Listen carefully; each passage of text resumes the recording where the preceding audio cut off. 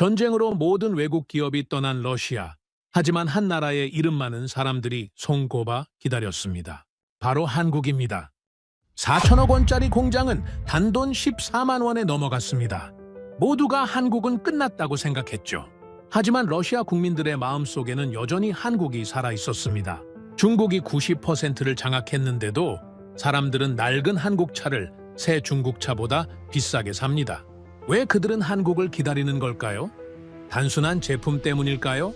아니면 한국이 보여준 진심 때문일까요?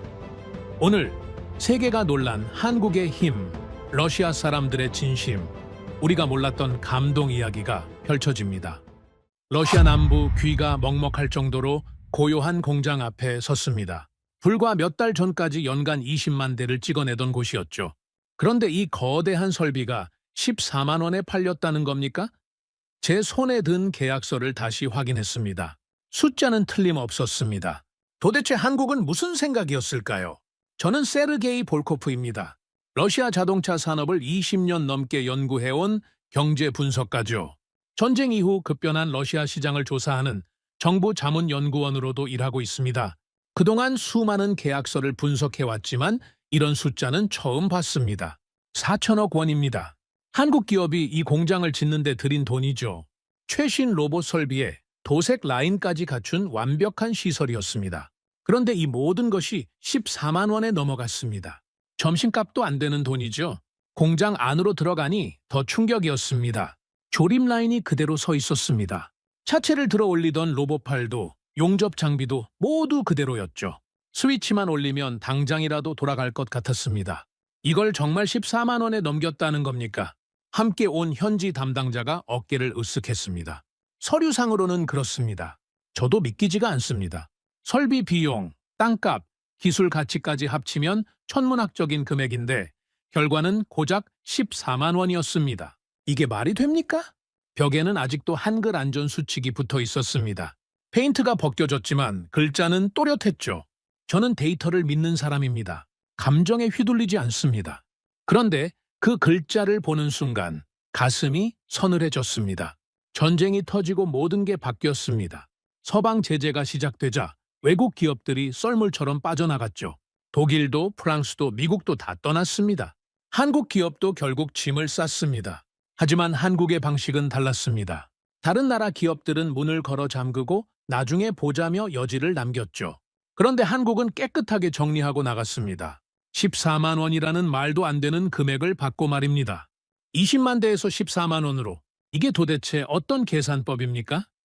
제가 배운 경제학 교과서 어디에도 이런 공식은 없습니다.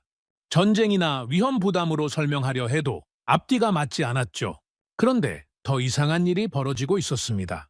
한국 기업이 떠난 빈자리를 중국 기업들이 무섭게 파고들었거든요.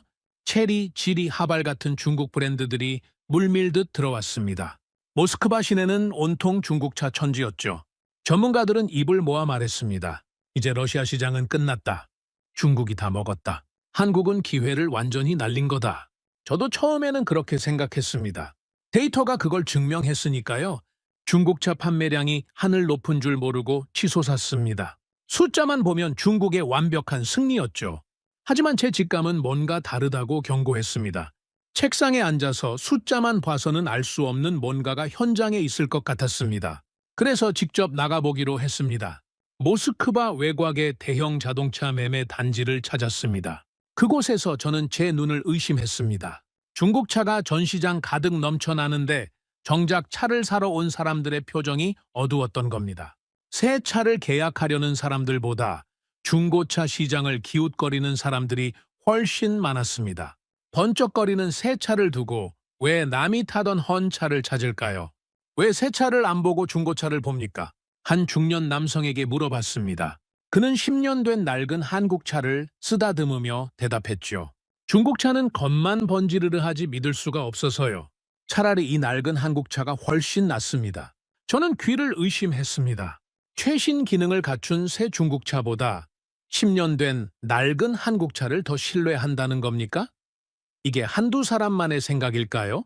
그때 저는 알았습니다. 이 시장에는 지금 통계로는 잡히지 않는 거대한 흐름이 있다는 것을요. 4천억 원 공장을 14만 원에 넘기고 떠난 한국의 결정 뒤에는 우리가 모르는 더 큰 그림이 있을지도 모른다는 생각이 들었습니다. 저는 조사를 더 깊게 파고들기로 했습니다. 단순히 판매량 숫자만 보는 게 아니라 진짜 러시아 사람들의 속마음을 캐봐야겠다고 결심했죠. 그래서 모스크바에서 가장 큰 자동차 전시장으로 향했습니다. 그곳에서 저는 더욱 충격적인 장면을 목격하게 됩니다. 계약서에 서명을 하려던 한 남자가 갑자기 펜을 딱 내려놓고 매니저에게 소리쳤습니다. 도대체 한국 차는 언제 들어오는 겁니까? 난 중국 차 못 타겠어요. 그 남자의 외침은 단순한 불평이 아니었습니다. 그것은 간절한 기다림이었죠. 과연 러시아 땅에서 한국은 어떤 존재였던 걸까요? 그리고 러시아 사람들은 왜 중국차가 넘쳐나는 지금 떠나버린 한국을 그토록 애타게 기다리고 있는 걸까요? 저는 그 답을 찾기 위해 더 깊은 곳으로 들어가 보기로 했습니다. 그날 러시아 경제계에 지진이 일어났습니다.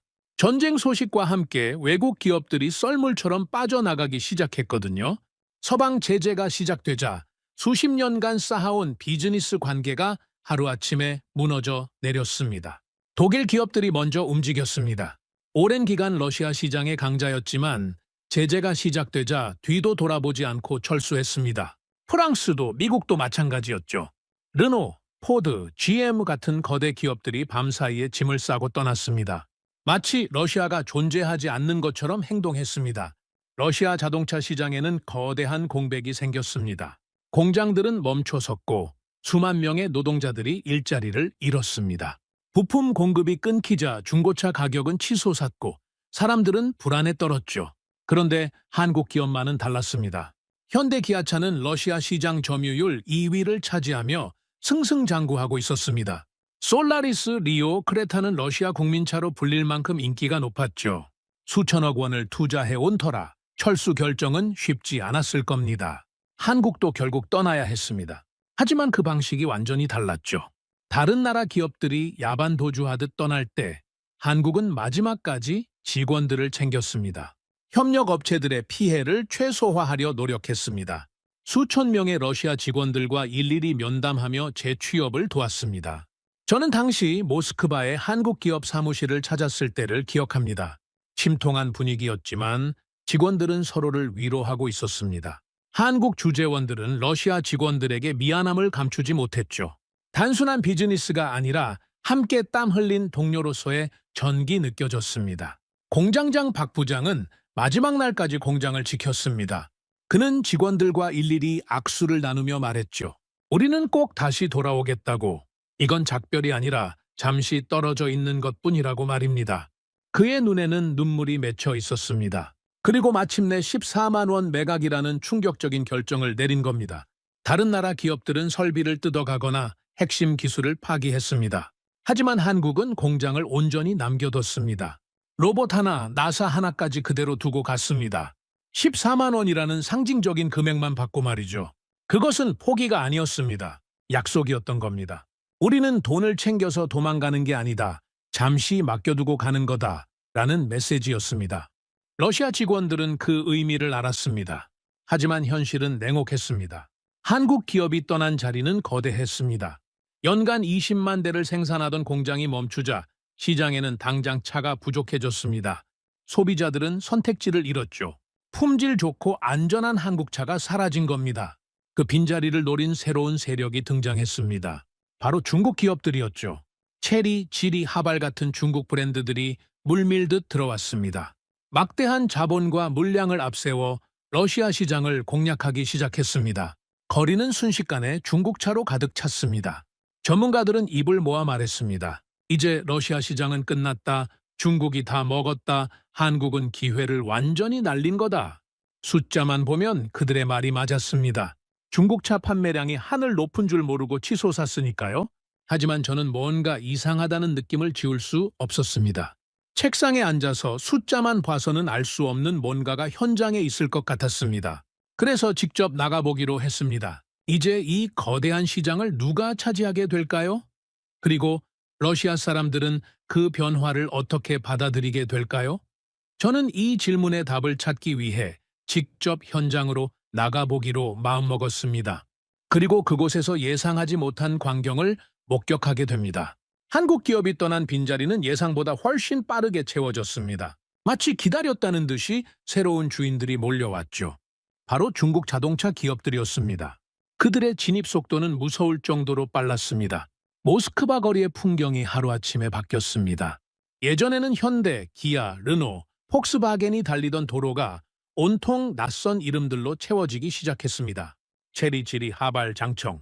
발음하기도 어려운 중국 브랜드들이 도로를 점령했죠. TV를 켜면 중국차 광고가 쏟아져 나왔습니다. 인터넷 배너도 거리의 대형 전광판도 온통 중국차였습니다. 그들은 막대한 자본을 앞세워 러시아 시장을 공략했습니다. 새로운 시대가 왔다. 최첨단 기술의 미래 같은 화려한 문구들이 도시를 뒤덮었죠. 전시장들도 빠르게 간판을 바꿔 달았습니다.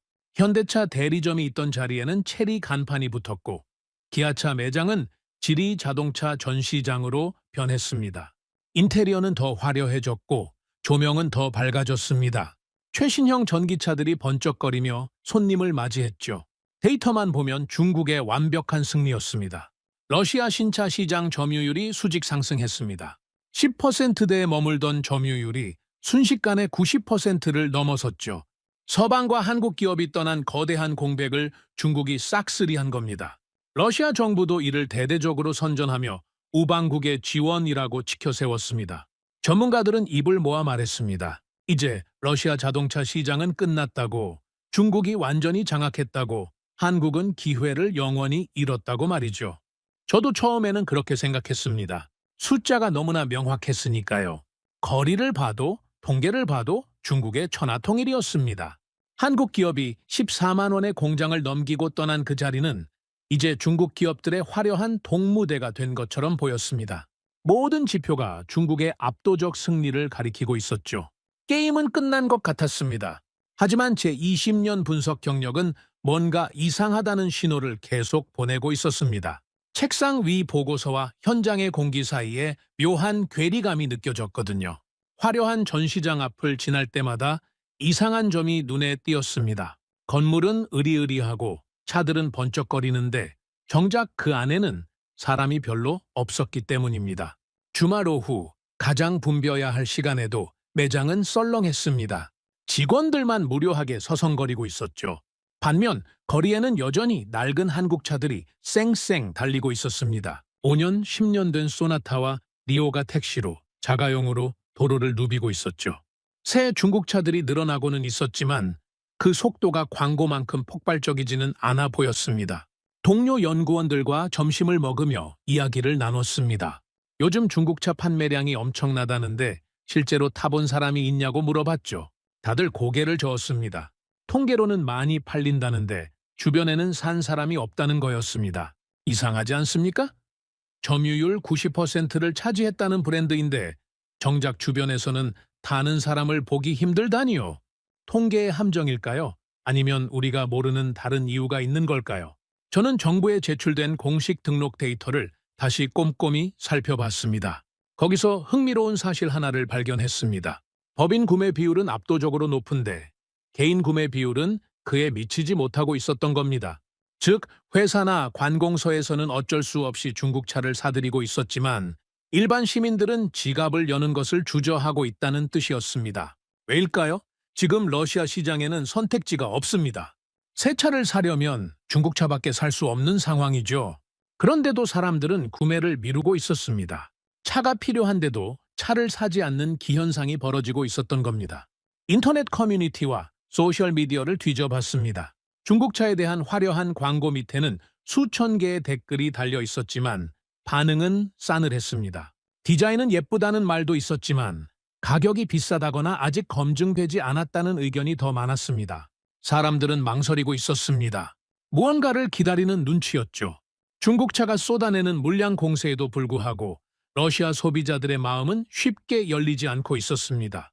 이 거대한 침묵의 정체는 무엇일까요? 중국 기업들이 아무리 돈을 쏟아부어도 채울 수 없는 그 빈 공간은 도대체 무엇일까요?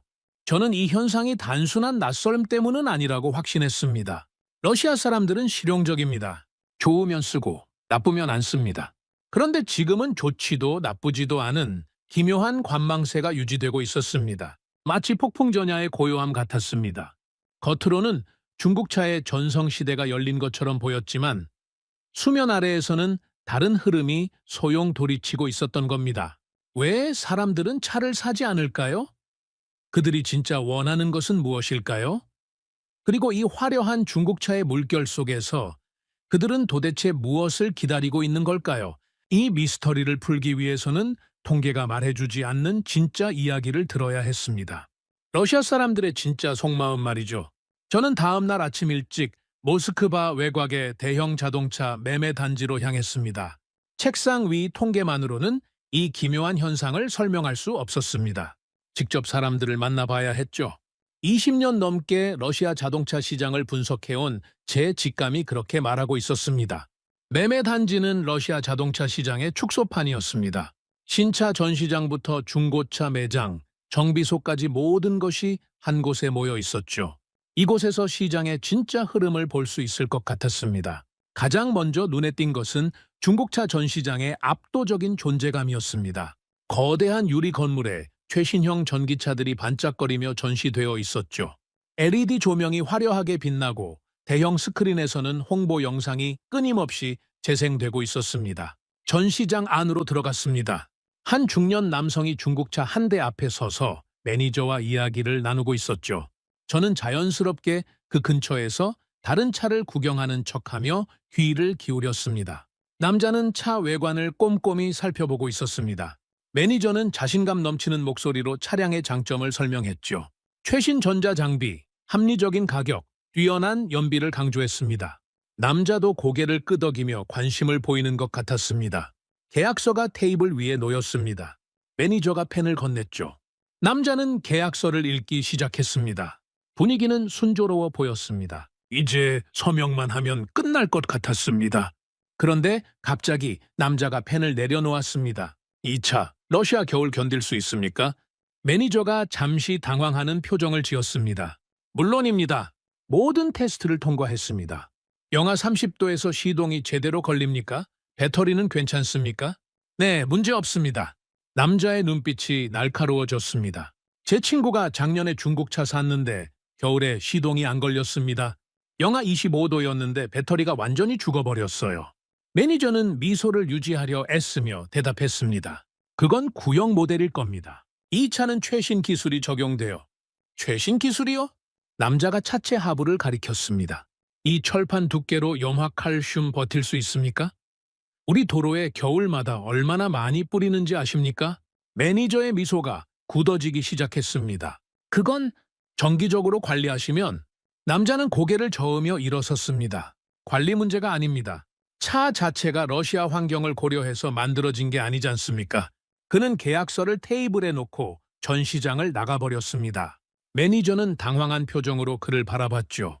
저는 그 장면을 보며 가슴이 철렁했습니다. 이게 바로 통계에 나타나지 않는 현실이었던 겁니다. 저는 그 남자를 따라 나갔습니다. 그는 곧장 중고차 매장으로 향했죠. 그곳에는 10년 된 한국 SUV가 한 대 서 있었습니다. 페인트가 바래고 범퍼에 스크래치가 있는 낡은 차였습니다. 남자는 그 차 앞에 멈춰 섰습니다. 보닛을 열어보고 타이어를 두드려보고 운전석에 앉아봤습니다. 그의 표정이 편안해졌죠. 마치 오랜 친구를 만난 것처럼 말입니다. 10분도 안 돼서 그는 매니저를 불렀습니다. 이거 살게요. 매니저가 놀란 표정으로 물었습니다. 시승은 안 해보시겠습니까? 필요 없습니다. 제 형이 똑같은 차 15년째 타는데 아직도 멀쩡합니다. 계약은 순식간에 이루어졌습니다. 새 차 전시장에서는 30분 고민하다 나갔지만 10년 된 한국 중고차는 10분 만에 계약한 겁니다. 저는 그 순간 확신했습니다. 이것은 단순한 가격 문제가 아니었습니다. 브랜드 선호도 문제도 아니었죠. 뭔가 더 깊은 이유가 있었습니다. 러시아 사람들의 마음속에는 통계로 잡히지 않는 강력한 무언가가 자리 잡고 있었던 겁니다. 중국 차는 분명 많이 팔리고 있었습니다. 통계가 그걸 증명했죠. 하지만 소비자들의 진짜 마음은 다른 곳을 향하고 있었습니다. 그들은 어쩔 수 없이 중국차를 선택하고 있었을 뿐 진심으로 원하는 건 아니었던 겁니다. 러시아 사람들이 진짜 원하는 차는 무엇일까요? 그리고 왜 그들은 새 차보다 낡은 중고차를 더 신뢰하는 걸까요? 이 질문에 대한 답을 찾으려면 더 많은 사람들의 이야기를 들어봐야 했습니다. 단순한 관찰이 아니라 그들의 진짜 속마음을 들어야 했죠. 저는 다음 단계로 나아가기로 결심했습니다. 저는 계속 관찰을 이어갔습니다. 계약 취소가 단순히 우연이 아니라는 확신이 들었기 때문입니다. 더 많은 사례를 봐야 했죠. 그리고 그날 오후 저는 잊을 수 없는 장면을 목격하게 됩니다. 40대 중반쯤 되어 보이는 남자가 중국차 전시장에 들어왔습니다. 검은색 정장을 입은 그는 사업가처럼 보였죠. 매니저가 다가가 차량을 안내했고 남자는 꼼꼼하게 차를 살펴봤습니다. 30분 넘게 상담을 받았습니다. 드디어 계약서가 테이블 위에 놓였습니다. 매니저가 자신감 있는 표정으로 펜을 건넸죠. 남자는 계약서를 천천히 읽기 시작했습니다. 한 장, 두 장 넘기더니 펜을 집어들었습니다. 서명란에 펜 끝이 닿으려는 순간이었습니다. 남자의 손이 멈췄습니다. 그는 고개를 들어 매니저를 똑바로 쳐다봤습니다. 이 차, 러시아 겨울 버틸 수 있습니까? 매니저가 웃으며 대답했습니다. 물론입니다. 모든 테스트를 통과했습니다. 친구가 작년에 중국차 샀는데 3개월 만에 고장났습니다. 그건 아마 구형 모델이었을 겁니다. 남자의 눈빛이 차갑게 변했습니다. 구형이든 신형이든 결국 같은 겁니다. 러시아를 모르고 만든 차라는 거죠. 매니저의 미소가 조금씩 굳어지기 시작했습니다. 저희 차는 충분히 검증되었습니다. 남자가 펜을 테이블에 딱 내려놓았습니다. 검증이요? 한국 차는 검증이 필요 없었습니다. 15년을 타도 멀쩡했으니까요. 하지만 지금은 한국 차가 그게 문제입니다. 남자의 목소리가 갑자기 커졌습니다. 전시장 안에 있던 사람들이 일제히 그쪽을 쳐다봤죠. 도대체 한국 차는 언제 들어오는 겁니까? 매니저가 당황한 표정으로 말을 더듬었습니다. 그건 저희가 결정할 수 있는 사항이 난 중국차 못합니다. 남자가 의자를 뒤로 밀며 벌떡 일어났습니다. 계약서를 테이블에 던지듯 내려놓았죠. 당신네 차는 것만 번지르르 하지 진짜 러시아 도로를 모릅니다. 한국 사람들은 우리 추위를 이해했어요. 우리 도로를 이해했다고요. 전시장이 쥐 죽은 듯 조용해졌습니다. 다른 손님들도 숨을 죽이고 그 광경을 지켜봤죠. 매니저는 얼굴이 새하얗게 질린 채 아무 말도 하지 못했습니다. 남자는 전시장을 성큼성큼 걸어 나갔습니다. 문이 쾅 하고 닫혔죠. 남겨진 침묵이 무겁게 전시장을 짓눌렀습니다. 저는 그 자리에서 얼어붙어 있었습니다. 가슴이 두근거렸죠. 이건 단순한 계약 취소가 아니었습니다. 이것은 러시아 소비자들의 억눌린 감정이 폭발한 순간이었습니다. 다른 손님들의 표정도 변하기 시작했습니다. 한 젊은 여성이 차를 구경하다 말고 매장을 나갔습니다. 노부부도 고개를 저으며 자리를 떴죠. 아까 그 남자의 외침이 그들의 마음속 말을 대신한 것 같았습니다. 저도 전시장을 나왔습니다. 밖에는 그 남자가 서 있었죠. 담배를 피우며 하늘을 올려다보고 있었습니다. 그의 어깨가 떨리고 있었습니다. 분노인지 아니면 상실감인지 알 수 없었습니다. 저는 조심스럽게 그에게 다가갔습니다. 실례지만 제가 경제연구원인데요. 혹시 왜 그렇게 한국 차를 찾으시는지 여쭤봐도 될까요? 남자가 담배 연기를 길게 내뿜으며 대답했습니다. 저는 택시기사입니다. 15년 동안 한국 차로 생계를 이어왔어요. 그 차는 한 번도 저를 배신한 적이 없었습니다. 그의 목소리에는 진심이 담겨 있었습니다. 영하 35도에도 시동이 걸렸어요. 60만 킬로미터를 달렸는데도 엔진은 멀쩡했습니다. 그게 한국 차였어요. 지금은 어떤 차를 타십니까? 중국 차요. 어쩔 수 없이 샀습니다. 그런데 6개월 만에 벌써 3번 고장 났어요. 부품 구하는 데만 한 달씩 걸립니다. 그는 고개를 저었습니다. 중국 차는 차가 아닙니다. 그냥 움직이는 고철 덩어리예요. 한국 차는 달랐어요. 그건 제 가족이었습니다. 저는 그 순간 깨달았습니다. 한국 차는 러시아 사람들에게 단순한 이동 수단이 아니었습니다.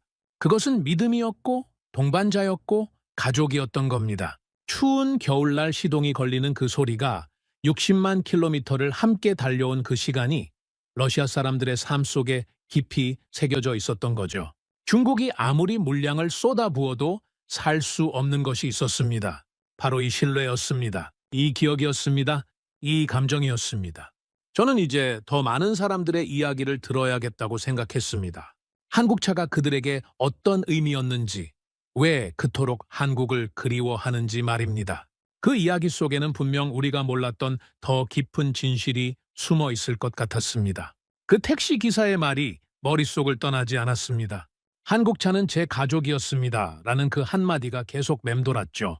저는 이제 본격적으로 러시아 사람들의 이야기를 들어야겠다고 결심했습니다. 통계와 숫자가 아니라 그들의 진짜 목소리를 들어야 했습니다. 다음 날, 저는 모스크바 시내 택시 승강장으로 향했습니다. 그곳에서 60대 택시 기사를 만났습니다. 그의 차는 2015년식 한국 세단이었죠. 범퍼는 찌그러졌고 도장도 벗겨졌지만 엔진 소리는 놀라울 정도로 부드러웠습니다. 이 차 얼마나 타셨습니까? 55만 킬로미터입니다. 엔진 한 번도 안 열어봤어요. 55만 킬로미터라니요. 지구를 10바퀴 넘게 돈 거리였습니다. 중국 차는 어떻습니까? 제 동료가 작년에 샀는데 10만 킬로미터도 못 버티고 엔진이 나갔어요. 이 녀석은 다릅니다. 영하 35도에도 끄떡없어요. 한국 사람들은 러시아를 알고 만든 겁니다. 그가 차 보닛을 쓰다듬으며 말했습니다. 우리는 한국 차를 기다리고 있습니다. 진심으로요. 주택가에서 만난 30대 주부의 이야기는 더 절실했습니다. 그녀는 10년 된 한국 SUV를 몰고 아이들을 학교에 데려다 주고 있었습니다. 새 차로 바꾸실 생각 없으십니까? 전혀요. 남편이 중국차로 바꾸자고 했지만 제가 반대했어요. 아이들을 태우고 다니는데 안전하지 않은 차는 못합니다. 그녀의 표정이 진지해졌습니다. 제 언니가 5년 전에 사고가 났어요. 한국 SUV를 타고 있었는데 큰 트럭과 부딪혔습니다. 차는 완전히 망가졌지만 언니는 살았어요. 경찰이 말했어요. 한국 차가 아니었으면 죽었을 거라고요. 그녀의 목소리가 떨렸습니다. 그때부터 저는 결심했습니다. 내 아이들은 한국차만 태우겠다고요. 우리는 한국차를 기다리고 있습니다. 30년 경력의 정비사 입안의 증언은 더욱 구체적이었습니다. 이거 보세요. 산지 6개월 된 중국차인데 하부가 다 썩었습니다. 러시아 겨울에는 도로에 염화칼슘을 엄청나게 뿌립니다. 한국차는 그걸 견디게끔 특수 코팅이 되어 있어요. 그는 12년 된 한국차 하부를 가리켰습니다. 멀쩡했죠? 보입니까? 이게 기술이고 이게 양심입니다. 한국 기술자들은 러시아 환경을 철저하게 연구했습니다. 중국 놈들은 차를 팔려고만 하지 사람이 탄다는 걸 모릅니다. 그가 담배를 꺼내 물며 말했습니다. 우리 정비사들은 다 압니다. 한국차가 최고라는 걸요. 우리는 한국차를 기다리고 있습니다. 공원에서 만난 70대 노신사의 이야기는 가장 감동적이었습니다. 그는 2012년식 한국 SUV를 정성스럽게 닦고 있었습니다. 이 차는 제 아들이 사준 겁니다. 아들이 한국 기업에 다녔거든요. 그의 눈가가 촉촉해졌습니다. 전쟁이 터지고 아들 회사가 철수할 때 아들이 많이 울었습니다. 러시아 직원들을 두고 가는 게 너무 미안하다고요. 한국 사람들은 전기 많습니다. 채도 그 전기 배어 있는 것 같아요. 그는 차 지붕을 쓰다듬으며 말했습니다. 12년 동안 오일만 갈고 탔습니다. 한 번도 저를 배신한 적이 없어요. 우리는 한국 차를 기다리고 있습니다. 마지막으로 만난 50대 여성 교사는 이렇게 말했습니다. 저는 15년 동안 같은 한국 차를 타고 있습니다. 이 차는 제 모든 일상을 함께 했어요. 한 번도 저를 배신한 적이 없습니다. 그녀가 차 지붕을 쓰다듬으며 말했습니다. 요즘 사람들이 물어봐요. 왜 새 차로 안 바꾸냐고요. 하지만 저는 이 차가 좋습니다. 믿을 수 있거든요. 우리는 한국 차를 기다리고 있습니다. 하루 종일 수십 명의 러시아 사람들을 만났습니다. 택시기사, 주부, 정비사, 노인, 교사, 직업도 나이도 모두 달랐지만 그들의 입에서는 똑같은 말이 나왔습니다. 우리는 한국 차를 기다리고 있습니다. 그것은 단순한 소비자의 요구가 아니었습니다. 떠나간 친구를 그리워하는 간절한 외침이었습니다. 한국 차는 그들에게 단순한 이동수단이 아니라 생활의 동반자였고 가족을 지켜주는 보호막이었고 혹독한 러시아 땅에서 믿고 의지할 수 있는 든든한 친구였던 겁니다. 한국은 러시아를 떠났습니다. 4천억 원짜리 공장을 14만 원에 넘기고 떠났습니다. 하지만 러시아 사람들의 마음속에서는 떠나지 않았습니다. 중국이 시장을 장악했지만 사람들의 마음은 장악하지 못했던 겁니다. 우리는 한국 차를 기다리고 있습니다. 이 말이 제 가슴을 뜨겁게 만들었습니다.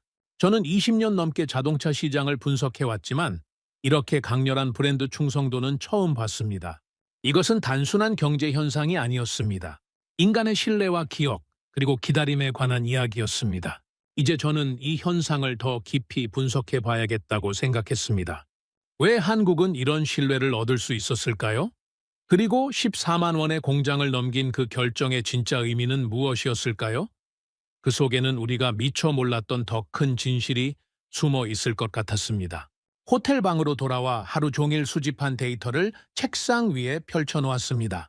수십 명의 인터뷰 내용과 각종 통계 자료들이 어지럽게 널려 있었죠. 20년 넘게 러시아 자동차 시장을 연구해온 경제학자로서 저는 이 현상의 정체를 밝혀내야 했습니다.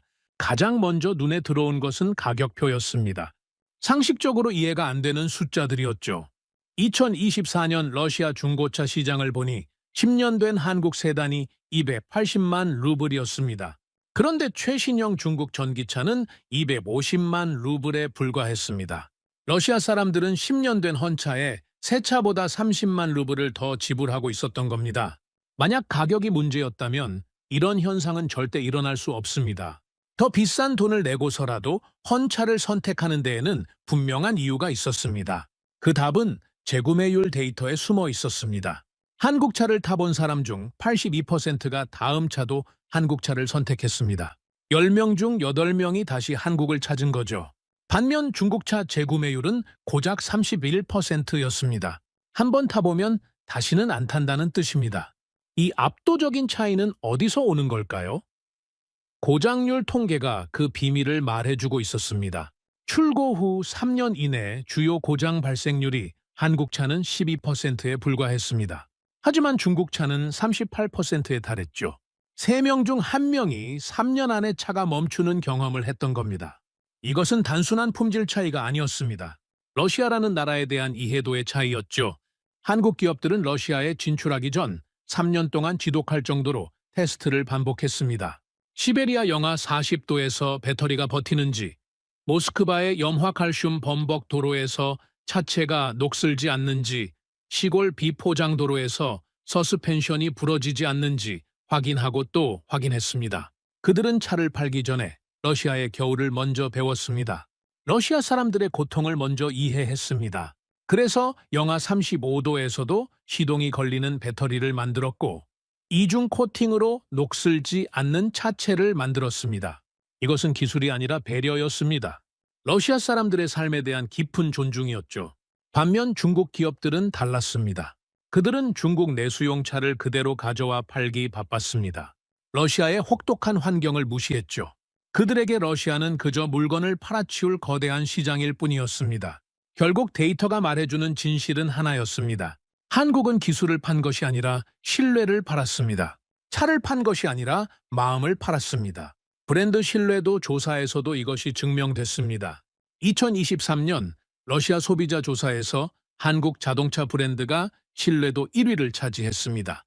심지어 한국 기업이 떠난 지 2년이 지났는데도 신뢰도는 오히려 상승했습니다. 없는데 더 그리워지는 기묘하고도 아름다운 현상이 벌어지고 있었던 겁니다. 4천억 원을 14만 원에 넘기고 떠난 그 결정도 경제적으로는 손해였을지 모릅니다.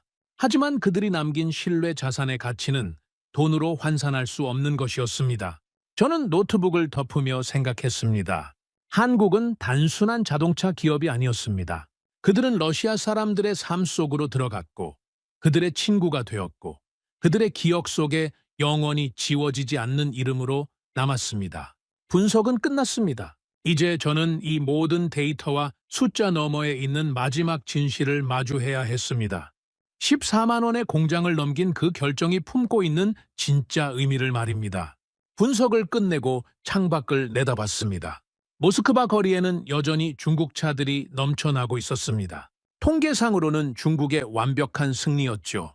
하지만 지난 며칠 동안 만났던 사람들의 얼굴이 계속 떠올랐습니다. 택시기사, 주부, 정비사, 노인, 교사, 그들이 한결같이 했던 그 말이 귓가에 맴돌았습니다. 우리는 한국 차를 기다리고 있습니다. 저는 스스로에게 물어봤습니다. 러시아 사람들이 기다리는 것은 정말 자동차일까요? 아니면 전혀 다른 무엇일까요? 마지막으로 한 곳을 더 가봐야겠다는 생각이 들었습니다. 바로 그 4천억 원짜리 공장이었습니다. 이 모든 의문의 시작점이었던 그곳 말이죠. 다음 날 저녁, 저는 다시 러시아 남부의 그 공장으로 향했습니다. 처음 왔을 때와는 완전히 다른 마음이었습니다. 의문과 당혹감 대신 무언가를 확인하고 싶은 간절함이 있었죠. 공장에 도착하니 놀라운 광경이 펼쳐져 있었습니다. 분명히 문을 닫은 공장인데 몇 개 창문에서 희미한 불빛이 새어나오고 있었던 겁니다. 소문으로만 들었던 그 밤마다 켜지는 불을 직접 본 순간이었습니다. 경비실에는 예전 한국 기업에서 일하던 러시아 직원이 근무하고 있었습니다. 저는 신분을 밝히고 안으로 들어갔습니다. 조림 라인 위 조명 몇 개가 켜져 있었고 2명의 직원이 기계 주변을 천천히 돌며 점검을 하고 있었습니다. 지금도 설비를 관리하십니까? 한 중년 남자가 조용히 대답했습니다. 언제라도 다시 켤 수 있게요. 한국 사람들이 돌아오면 바로 가동할 수 있도록 말입니다. 한국 사람들은 마지막 날까지 우리 손을 잡고 울었습니다. 꼭 다시 돌아오겠다고, 그때까지 잘 부탁한다고 말했어요. 우리는 그 약속을 지키고 있습니다. 저는 그 순간 깨달았습니다. 14만 원이라는 숫자의 진짜 의미를 말입니다. 그것은 헐값 매각이 아니었습니다. 그것은 가장 강력한 형태의 약속이었던 겁니다. 한국은 공장을 버린 게 아니라 잠시 맡겨둔 것이었습니다. 벽에 붙어있던 한글 안전수칙 앞에 다시 섰습니다. 처음 왔을 때는 단순한 글자로만 보였는데 지금은 달랐습니다. 이것은 한국이 러시아에 남긴 마지막 메시지였던 거죠. 우리는 당신들을 잊지 않겠습니다. 그제야 확실해졌습니다. 러시아 사람들이 기다리는 것은 자동차가 아니었습니다. 그들이 기다리는 것은 한국이었습니다. 영하 35도의 추위 속에서도 자신들을 배신하지 않았던 그 이름, 60만 킬로미터를 함께 달려온 그 신뢰, 가족을 지켜준 그 안전, 마지막까지 손을 잡아주었던 그 따뜻함이었습니다. 중국은 시장을 정복했습니다. 90%라는 압도적인 숫자로 승리를 선언했죠. 하지만 진짜 승자는 따로 있었습니다. 시장 점유율이 0%가 되었는데도 여전히 러시아 사람들의 마음속 1위를 차지하고 있는 나라 말입니다. 한국 기업은 4천억 원을 잃었습니다. 하지만 그보다 훨씬 더 귀한 것을 얻었습니다. 바로 러시아 사람들의 신뢰였습니다. 그 신뢰는 돈으로 살 수 없는 것이었고, 광고로 만들 수 없는 것이었고, 시간이 지나도 사라지지 않는 것이었습니다. 택시기사는 오늘도 55만 킬로미터를 달린 한국차로 생계를 이어가고 있습니다. 주부는 아이들을 한국 SUV에 태우고 학교에 데려다 줍니다. 정비사는 한국차를 수리하며 한국의 장인 정신을 존경합니다. 노신사는 아들이 사준 한국차를 매일 정성스럽게 닦습니다. 그들은 모두 기다리고 있습니다. 언젠가 한국이 다시 돌아올 날을 말입니다. 그날이 오면 그들은 그 누구보다 기쁘게 한국을 맞이할 것입니다. 오랜 친구가 돌아온 것처럼, 헤어진 가족이 다시 만난 것처럼 말이죠. 저는 이제 4천억 원을 14만 원에 넘긴 그 결정의 진짜 의미를 알게 되었습니다. 한국은 실패한 것이 아니었습니다. 한국은 성공한 것이었습니다. 돈으로 살 수 없는 가장 귀한 것을 얻었으니까요. 한국 기업이 러시아에 남긴 것은 공장이 아니었습니다. 차도 아니었습니다.